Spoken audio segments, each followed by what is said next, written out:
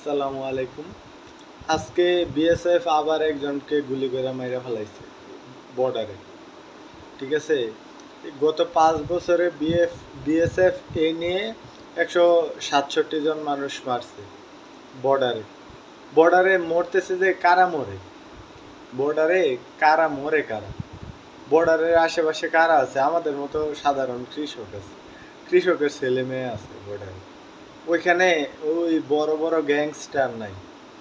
ওই যে বিজিবি যেভাবে বিবৃতি দিয়ে বইলা ফেলাইছে না, যে বর্ডারে যারা যায় ওরা ভালো মানুষ না। আমরা যাই ভাই, আমরা যাই, আমাদের মতো মানুষ যায় বর্ডারে। আমরা গরু ছাইরা দিয়ে আসি, ছাগল ছাইরা দিয়ে আসি, ওইখানে রাখতে হয়।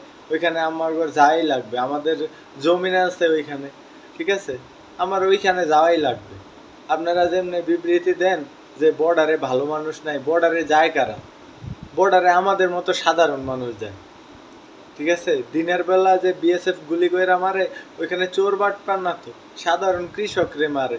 এই যে একটা ভিডিওতে কিছুদিন আগে দেখলাম একটা মুরব্বীরে উড়ে নিয়ে মারতেছে। উনি কি চোর ছিল? হ্যাঁ, উনি চোর ছিল? আপনারা যেভাবে বিবৃতি দেন মনে হয় বর্ডারে সবাই চোর। ঠিক আছে, ওইখানে সাধারণ মানুষ যায়। ফেলানিও কি চোর ছিল? আপনারা যেমনি বইলা ফেলান কিছু হইলে যে ওইখানে ভালো মানুষ কি আর বর্ডারের কাছে যায়? বর্ডারে মরলে কারা মরে? কৃষক মরে ভাই। ওইখানে বাংলাদেশের বড় বড় মাফিয়া মারা যায় না তো? যে আপনারা কোনো পদক্ষেপ নেন না যে ওইখানে বড় বড় মাফিয়া সন্ত্রাসী করে মারতেছে না তো ভাই? ওরা ওই যারা বর্ডারে মানুষ মারে, যেই মানুষগুলো মারা যায় ওরা কৃষকের ছেলে মেয়ে।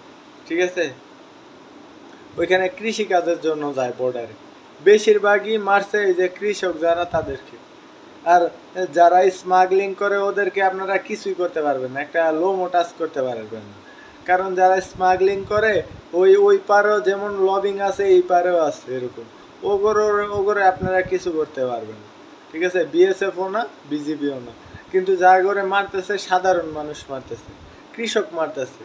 ঠিক আছে, আমাগর বিজিবির কাছে বড় বড় রাইফেল আছে, বাট রাইফেল দিয়ে গুলি চলে না। ঠিক আছে, বাংলাদেশকে বাংলাদেশি কৃষকদেরকে সেভ করার জন্য গুলি চলে না। যে আন্দোলনে যা গুলি চালাইতে পারে বাংলাদেশিদের মারার জন্য, আমাদেরকে মারার জন্য। বিএসএফ এর গুলিও চলে বাংলাদেশি মারার জন্য, বিজিবির গুলিও চলে বাংলাদেশি মারার জন্য।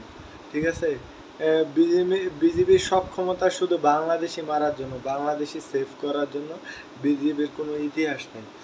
ইতিহাস আছে বিডিআর এর, তারা বাংলাদেশকে সেভ করার জন্য ইন্ডিয়ারে কান্দায়া ছাইরা দিছে। বিদেশি বিজিবির ইতিহাস নেই। বিজিবির ইতিহাস আছে শুধু মাইর খাওয়ার। আর কৃষক মরলে খালি ওই লাশটা নিয়ে আসার দায়িত্ব হচ্ছে বিজিবি। এছাড়া আর কোনো দায়িত্ব পালন করতে পারতেছে না বিজিবি।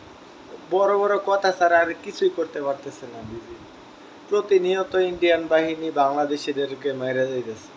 আর বিজেপি যা খালি ফ্লাগ মিটিং করতেছে, আর যা কিছু বিবৃতি শুনে আবার আইসা করতেছে। এই হচ্ছে আমার এই লাল সবুজের যারা রক্ষক আছে বর্ডারে, বর্ডার গার্ডের সিকিউরিটির অবস্থা। এই হচ্ছে আমাদের বিজিবির অবস্থা। শুধু বিবৃতি ছাড়া আর কিছুই করতে পারতেছে না বিজিবি। শুধু মুখে বিবৃতি ছাড়া বিজিবি আর কিছুই করতে পারতেছে না। প্রতিনিয়ত প্রতিদিন 26 জনের জন্য ইন্ডিয়া সিন্ধুর পানি বন্ধ করে দিছে।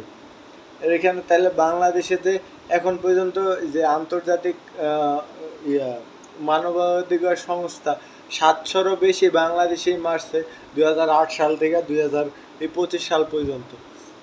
আপনি কোন বর্ডারে কোন ধরনের পদক্ষেপ নিছেন? শেখ হাসিনা যাওয়ার পরেও তো এখন 8 মাস চলে গেছে, তারপরেও তো বিজিবি প্রতিনিয়ত মারতেছে। আপনারা তো কিছুই হইতেছে না, আপনারা তো ওই বিবৃতি দিতেছেন। বিবৃতি ছাড়া আমরা দৃশ্যমান উন্নতি দেখতে চাই, যে আমরা এই পদক্ষেপ নিতেছি। যদি বিএসএফ একটা মারে, আমরা 3টা মারব। ঠিক আছে, এই করলে তাইলে বুঝতে পারবো না আপনারা বাংলাদেশের জন্য কিছু করতেছেন না। আপনারা শুধু বিবৃতি দিতেছেন আর কিছু না। বিজিবি শুধু বিবৃতি ছাড়া আর লাশ আনা ছাড়া আর কিছুই করতে পারতেছে না। ঠিক আছে, আর বিএসএফ এর এই কিলিং বাহিনী প্রতিনিয়ত বাংলাদেশিদেরকে হত্যা করে যাইতেছে। এই হচ্ছে এই বাংলাদেশ ইন্ডিয়া বর্ডারের অবস্থা। আর ওইখানে প্রতিনিয়ত কৃষকরাই মরতেছে, সাধারণ মানুষ মরতেছে। ওইখানে কোনো বড় বড় ওই যে ক্যাডার বাহিনী মরতেছে না, বড় বড় সিন্ডিকেটের লিডাররা মরতেছে না, বড় বড় সন্ত্রাসরা মরতেছে না। ওইখানে মরতেছে ওই যে কৃষকরা, ঠিক আছে, কৃষকের ছেলে মেয়ে, ওই যে ফেলানির মতো এরকম লোকজন মারা যাইতেছে সাধারণ, যাদের সামনেও কেউ নাই, পিছেও কেউ নাই, ঠিক আছে, মরলে শেষ, শুধু বিবৃতি দিয়ে লাস্ট আইনা দেবে, দাফন করবে, শেষ।